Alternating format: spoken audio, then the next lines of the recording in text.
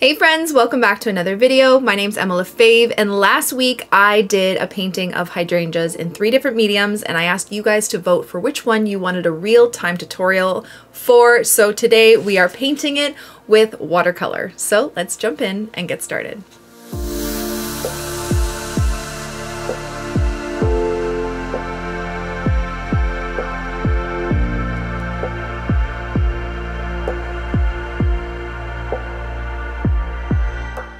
Okay friends, so today I am doing the real-time tutorial of this painting, and after a bunch of votes we are going to be doing the watercolor version of this. I may talk a little bit about my process with gouache and acrylic. Gouache was a very close second, and if not first in some media or some platforms, and I really loved doing the gouache one. But because this is a watercolor channel, we are going to do this one today, and I'll just talk a little about the differences in the process. But that's what we're doing. So the first thing I would like to do is sketch out my drawing. I am painting on Saunders Waterford watercolor paper, cold pressed. I have my Ultimate palette here. I have some different watercolor brushes. I have a size 2, size 10 round, and a 1/2 inch flat. You don't need the exact same ones. 2 jars of water, and that's about it. Okay, so I'm going to sketch it out first because I find it's the easiest when we're doing this. And with watercolor, like I described in the other video, it is transparent, so you need to be light with your sketch. And I'll probably end up erasing part of it just so you don't see the sketch underneath. So I'm just going to start by doing a round, lumpy ball for one of our hydrangeas. Then I'm going to do another one behind like that. Actually, I think I want to move it over a little bit. And I'm just using a Tombow pencil. Nothing special. 2B, it's whatever I have on hand. I don't really take notice too much of my pencils that I use, but I always do have a kneaded eraser. I find they erase the best without all that extra little residue. It doesn't lift up the paper. And then when you want to lighten a sketch, you can just roll it over top and it lightens it pretty well. So I'm just gonna lighten that for a second. Okay, so there's our 2 hydrangea balls. Then I'm going to do the vase or the vase here. So I made it pretty simple in the painting. Not a lot of movement. Do we want to? No, I like the kind of cylinder vase for this, I think. Just trying to get it as even as I can on both sides, and then a little curve at the bottom. And there would be a curve at the top if you want to kind of just draw that out. Same parallel, same curve, but we won't see much of it because there's going to be leaves over top. Okay, then I'm just going to, you know what, even if you want to, just so it makes sense, do the table behind. Sometimes I find when I try and do the table behind, I'll go there and it'll be like up a little bit further on the other side. So sometimes it's a lot better just to have a ruler handy. So it's the same height all the way across, like that. And then we're going to do some leaves. So I'm going to have one big leaf coming down here, like that. Then another one over here. Another one over here. And then I had, like, I'm going to just do one, I think, over here. We can even have a little bit of one peeking there. And then one up here as well. And maybe another little one that's peeking. And there is our sketch. Very, very light. Now, like I said, we are going to erase some of those lines that we don't need, as well as lightening up our sketch so you don't see the pencil marks underneath. An alternative to using a pencil for sketches like these is using a watercolor pencil. So once you start activating your watercolors, it just kind of disappears with it. I just like to use a pencil. That's just my preference because I find I can just lighten it up by rolling my kneaded eraser. These are very inexpensive, like on Amazon or at an art store. This brand is Faber-Castell. And that's what we do. Okay, so with watercolor, like I talked about in the other video, it is a transparent medium, which means you can see through it. So with this, I like to work in layers, and you always want to work light to dark, starting with your lightest value of a color, which is more water than pigment, so it's lighter.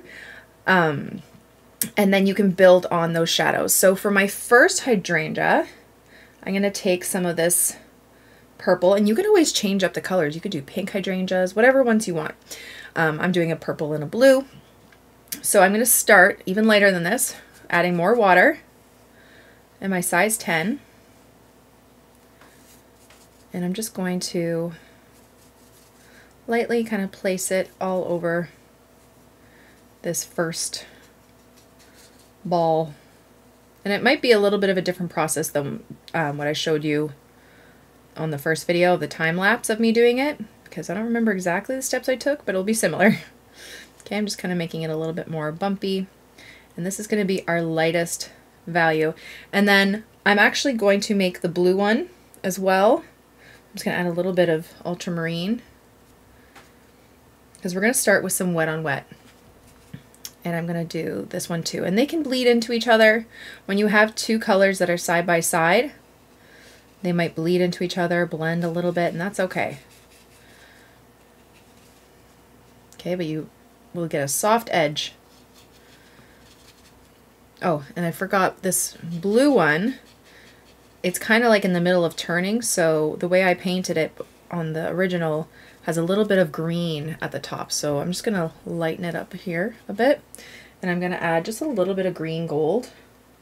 So you know when hydrangeas, before they turn their color, they have that light greenish color to them?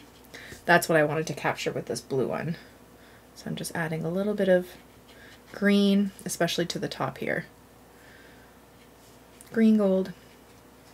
Now, while it's still wet, okay, I'm gonna wet up the whole thing. It's kind of drying really fast in my office.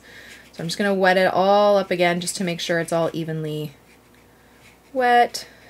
Same thing with this blue one. And then we're gonna do a little bit of wet on wet to get some of those shadows in there. So I'm gonna take my purple, a little bit darker. I'm gonna add a little bit of ultramarine just because I like that kind of purple better. And I'm gonna start, oops, that's too much.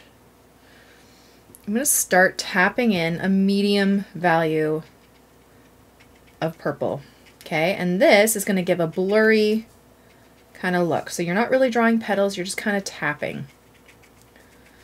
And I want to make this up here the lightest part of my hydrangea. So I'm not going to bring it up too far.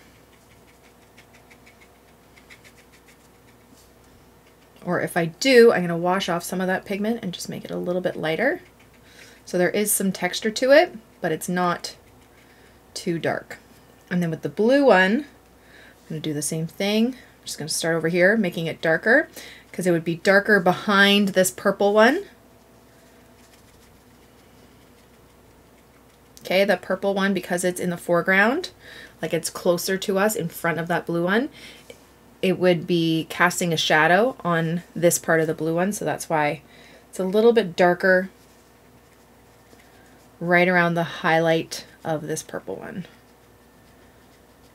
Okay, and I'm just tapping. Then again, washing some of that pigment off so it's really, really light. And I'm just going to tap just a little bit, just so there's a bit of texture here. Now it's already started to dry, so I'm getting a little bit more defined marks on this. So I might just wet it up a little bit. One thing that you want to keep in mind with adding these little dots is water control. If you have too much water on your brush, you might notice quite a bit of an explosion of color. So always just tap your brush off on your paper towel, and it just takes off some of that extra color and water so it doesn't overwhelm your paper. You want these smaller textured dots. You don't want something that's like totally like taking over. Okay, so like I'll show you, like if I had a lot of paint and water on my brush, it's going to do a lot more. It's going to spread out a lot more rather than being small, nice, and that was actually pretty tame. A small, nice little dot. Use less water and less pigment or paint on your brush. Okay. And I'm just creating this texture. All right, then we're going to let that dry, and when we come back to the flower part, we're going to do some layers on it that are going to be a bit more structured and not as blurry, because we're going to be doing some wet on dry. Okay, so now I want to work on a part of the piece that is not, actually I'm just lifting up some of this color here to give us some rounded edges here. Just clean, damp brush.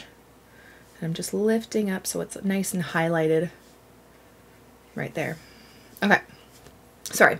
Because we are working with watercolor, the next part I want to work on with this piece is a part that's not touching the flowers, because say if I start to do these leaves right now, they're going to bleed into the flowers because it's still wet, and then they're going to kind of blend together. I don't want that for this painting, so I want to work on a piece that's not touching the flowers. So let's work on the vase. So for the vase, I did just like a gray color, so I'm going to take some black and just water it down like crazy.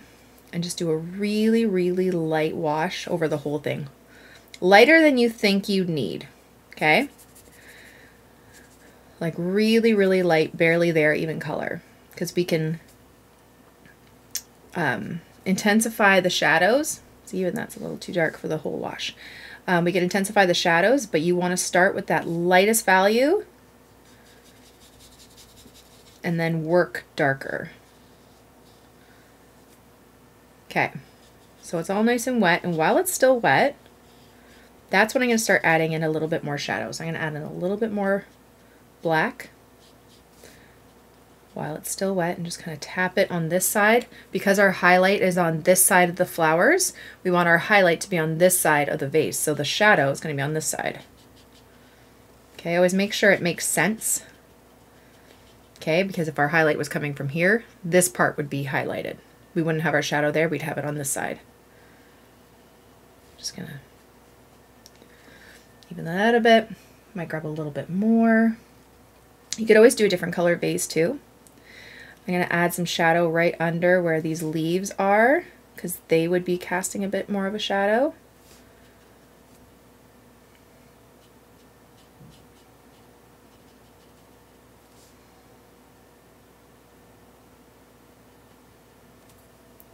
Okay.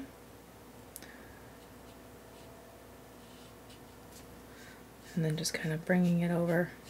And I'm trying to curve my lines a bit to show that this vase is curved. So I'm kind of curving it a bit. I'm gonna wash off my brush, dry it a bit, just blend it out. Oops. Took too much of that dark color and brought it over here. Lift it up. Okay, and we can always add another round or another layer of shadow here too. Like once it's dry, we can go back in and add more shadow if we want to deepen it a bit. But because it's a white vase, which it doesn't look white right now because it's on a white background, but once it has color behind it, it will give the illusion that it's white because of how light it is. Okay, so now we gotta let that dry. Now because this part is wet and this part is wet, everything else that we would be painting right now would be touching a wet area. We wanna let it fully dry before we continue. Okay, so now that it's dry, let's work on the leaves. So I'm gonna start with a lighter color of green. I'm gonna start with this like moss green, which is kind of like a yellowy green, because it's lighter in color, and I'm just going to go over one of the leaves like that. Then I'm going to build up some of the darker green colors. So I'm going to grab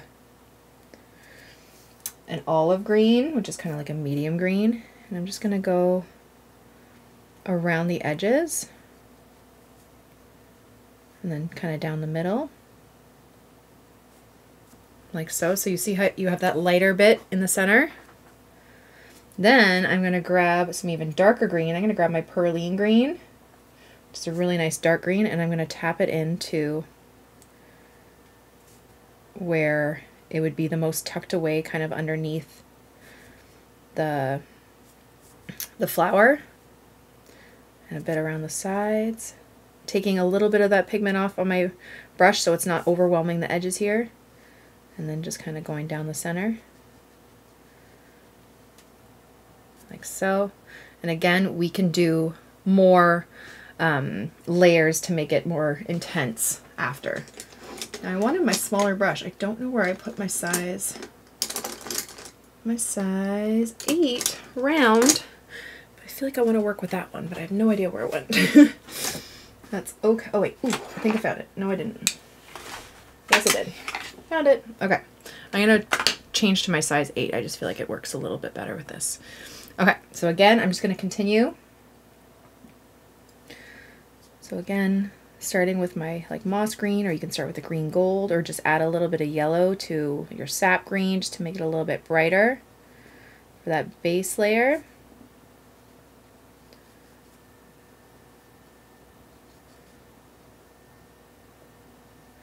Okay, then grabbing some olive green, or you could grab sap green. And it's always darker right at the base, a bit around the sides, like that. And then grab my darker Perylene Green, get right in there at the base, nice and dark, and a little bit around the sides.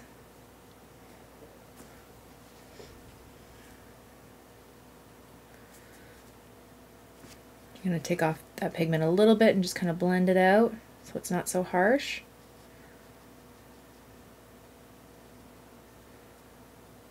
It's a little funny of a shape, but that's okay.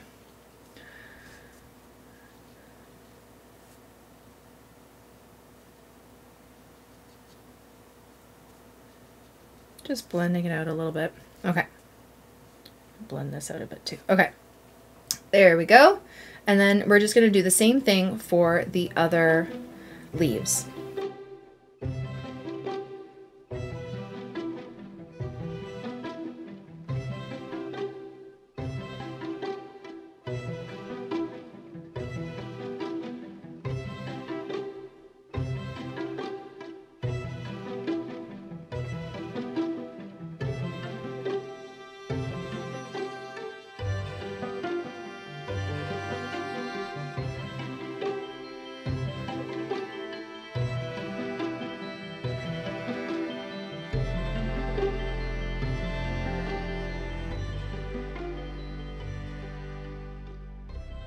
Okay, so now that our leaves have their first layer, we can work on a separate part of the painting. So we don't want to touch any parts that are wet, so we're going to do the table. So for this, I used burnt sienna.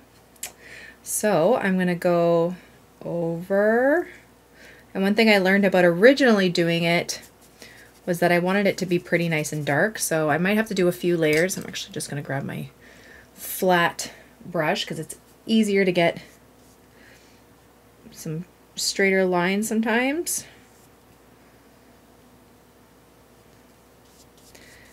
And this is a little bit more on the orangey side, so I might add a little bit of burnt umber to it. Still love this color though. One of my favorite colors.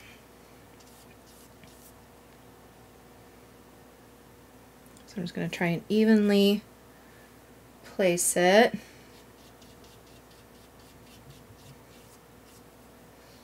All over.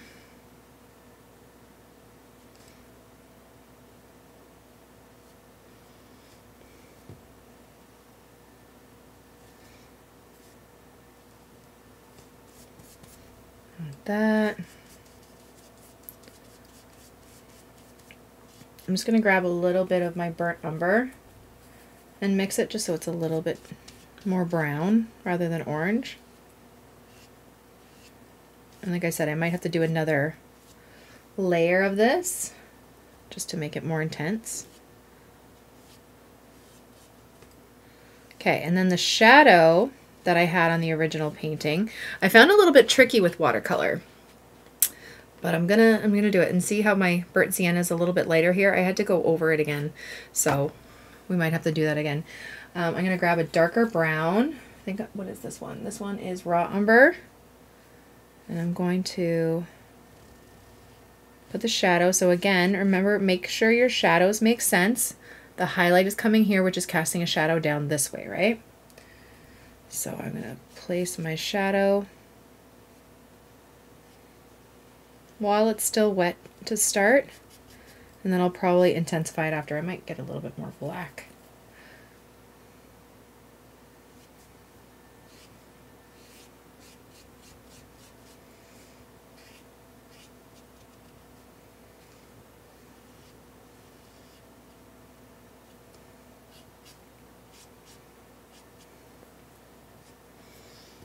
I did find this one of the more difficult parts, is getting that shadow right. I'm gonna add a little bit more color.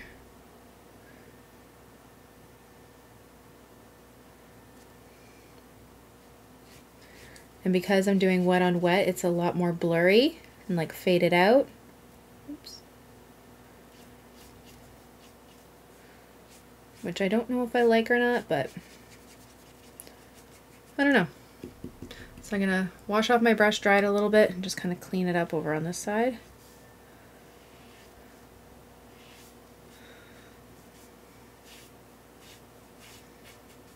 Okay, and I think I'm gonna leave that to dry and then we'll do another layer on that. Okay, so while that's drying, let's work on the actual flowers of the hydrangeas. The leaves are pretty dry, so let's work on this. Now you could always leave it like this if you wanted to. It's really nice and blurry and kind of fuzzy, and I really like that. But you can also define it a little bit more. So I'm taking my size 8 brush, which is a really nice point, and I'm just going to take a light wash of my purple, very, very light. And for the highlighted part, I'm actually just going to start to draw around because I want those flowers to be the lightest. So it's like I'm almost drawing in the shadows that I would be casting. Okay, so I'm kind of just going around, and it's just like these 4 petal, like not barely even 4 petals, 4 petal shaped flowers. Okay, very messy, like this is not realistic. You can barely tell what it is at times. You can do that. And if it's still like a little bit too dark, you can always lift some of that color up. Like it doesn't have to be sharp or anything. We're just trying to maintain that highlighted color.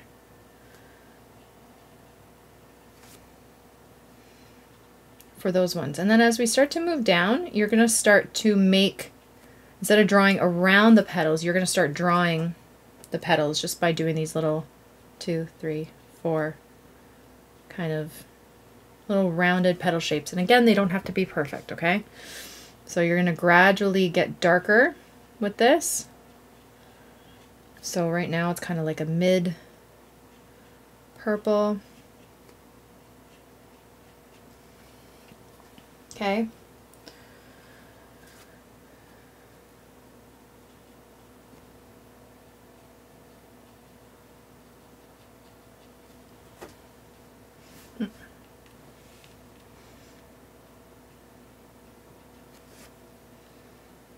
And then we'll start to slowly get darker. You can even add a little bit of blue in there. And I'm like not even really drawing petals. I'm just kind of doing these little marks. 1, 2, 3, 4 with the tip of my brush.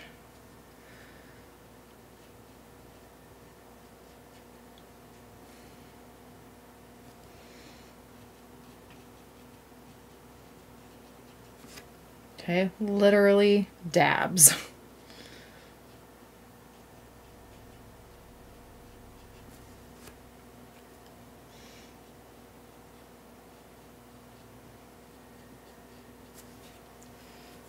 And see how I'm just starting to get a little bit darker as I go down. Now you don't want it to be like a line of light, a line of medium, a line of dark where it looks very separated. So I might bring a little bit of some darkness up in here just so it looks like it's gradually going down and it's not just like these stark differences of the highlight kind of fading, you know what I mean?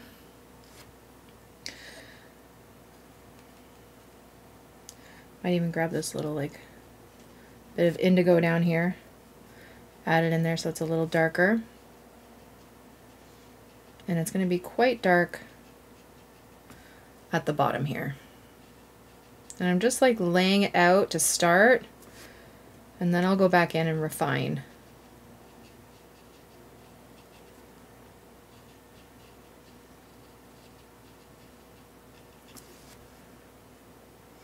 Okay.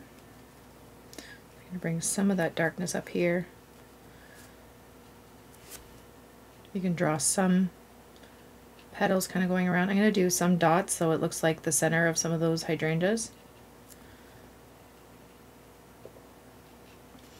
And it looks kind of faded into this one, but when we do this dark side over here, this is going to really pop out.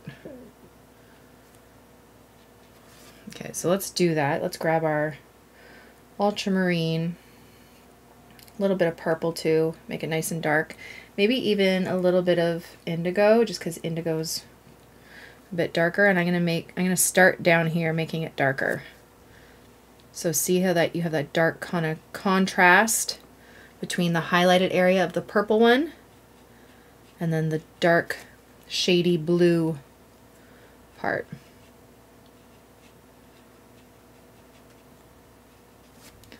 A little bit more purple in there. I don't want it too dark. That's a little bit too dark for me, but that's okay. And it's going to slowly, gradually start to get lighter as we move up. A little bit more blue.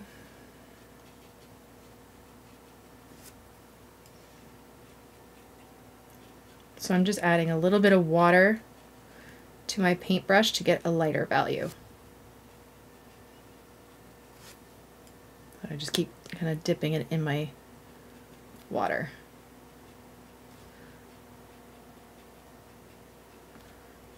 Okay, and then at the top here, we're doing the same kind of thing like we did over here. You're going to start drawing around, making those petals. So the light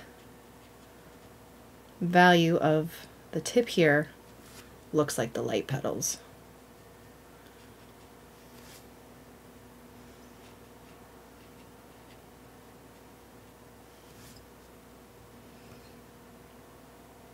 I'm just going to go a little bit lighter with my color, even grab a little bit of that green, oops, the green gold. Too much.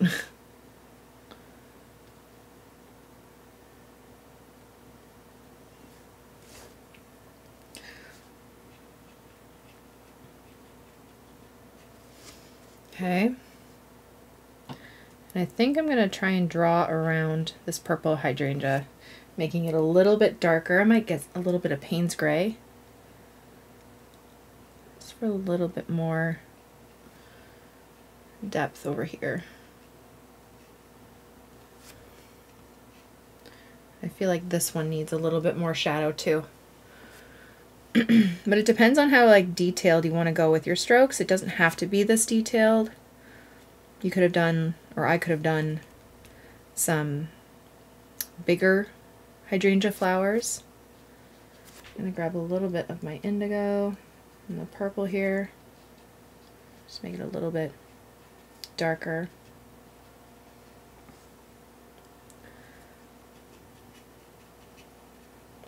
So the difference between this one and the gouache one is that you can do it like this, but then you can always go back with gouache and then add some lighter flowers on top, or lighter petals. I'm just going to do some dots so it looks like there's centers of the hydrangea flowers. They have like a little dot in the middle, like that. Okay, but you can always go back over top. Okay, I'm just gonna add a little bit more green here. I feel like this looks a little wonky. Okay, so there we go. There are our hydrangea flowers. Now I'm just gonna do a little bit more depth on our leaves, words, by adding a little bit more of my dark green. You can, you know, really deepen it up if you want. You can add the vein to the leaf if you like. adding a little bit of shadow.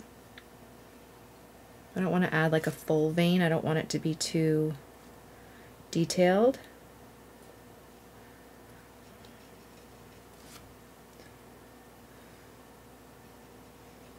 And I'm just adding that shadow right at the base of the leaf.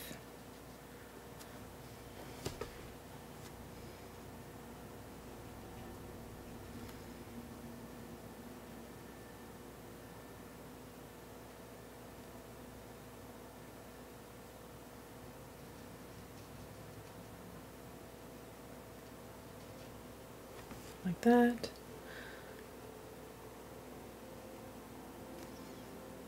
And like that. Okay. Okay, so there's that. And then let's do the background, which I chose that indigo color. So I'm just going to do a wash all over the background. You can choose whatever color you want. Did I do indigo? It was more like a Paynes gray kind of indigo, wasn't it? Or was it just indigo? I think it was just indigo. I'm actually going to mix it right here.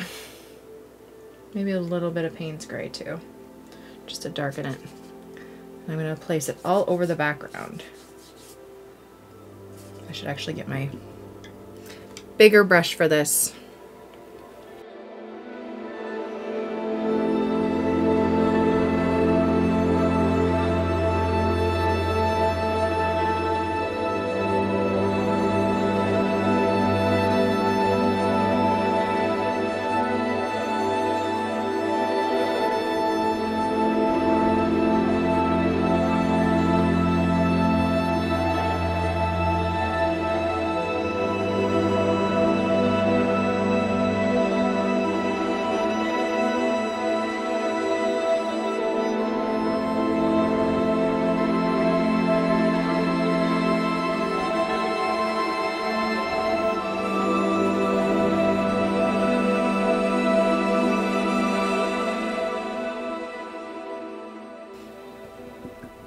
Okay, and then because it's watercolor and there's so many fun things you can do with watercolor, I want to add a little bit of salt to my background, just for a bit of texture. So I have salt in the little jar here, just a tiny bit. Like that. And then we'll let it dry. And then I might want to do a little bit more to the vase here. But I want the background to dry first, so let's let that dry. Okay, so I dried just around the vase and the table here, so I could work on that. So let's just do a little bit of the vase, grabbing a little bit of black, just a little bit to add a bit more shadow. So I like to add the shadow first of where I want it, like that, working kind of quickly. Then I wash off my brush, dry it a bit, and I'll just blend out the edge to make it a nice soft edge, like that. Okay. Like that.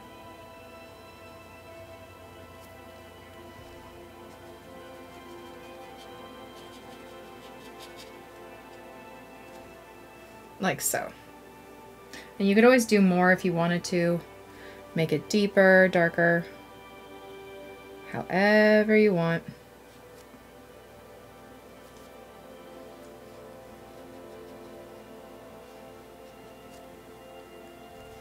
Like that, just wash it off, blend it out. Like that. And then the table, I find in this one it looked a little bit better. It's a little bit darker. I kind of want to make it a little bit more textured and darker. So I'm going to add a little bit of burnt umber over top, I think.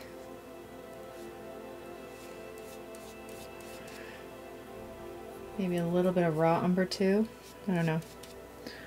Just want to make it a little bit more, especially darker towards the back there. And then maybe lighter up at the front. So let's just get it all wet here first.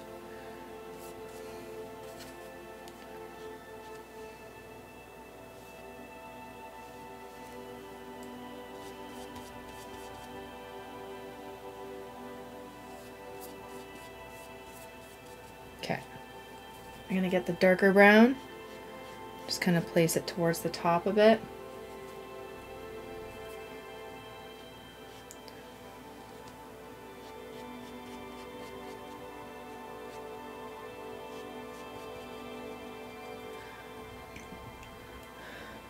And maybe a little bit lighter towards, oops, down here. Just trying to lift it up a bit, but that didn't work. That's fine. Okay. It's still darker. And then I'm going to use my darker brown again for just a bit more shadow.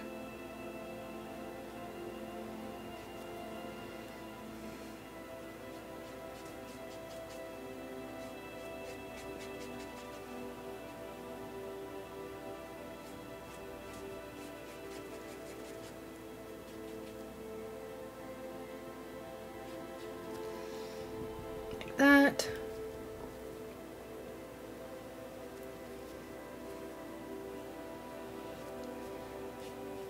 Let's try and blend.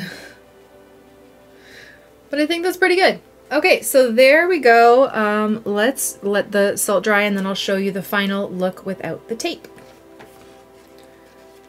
Alright, so there we go. There's our painting. The salt didn't really work that well. I don't know why. Maybe it's not great salt or it's the paper. Usually it kind of makes a really cool pattern, or I didn't use enough. That's fine. But there is our finished painting done in watercolor. I feel like I was a little bit softer with this painting, or this version of it. But still, it's a lot of fun and I hope you guys enjoyed the real-time tutorial. Thank you all so much for watching. I really hope you enjoyed it and I hope you learned something. Don't forget to subscribe to this channel and follow me on all my other platforms for tons more content.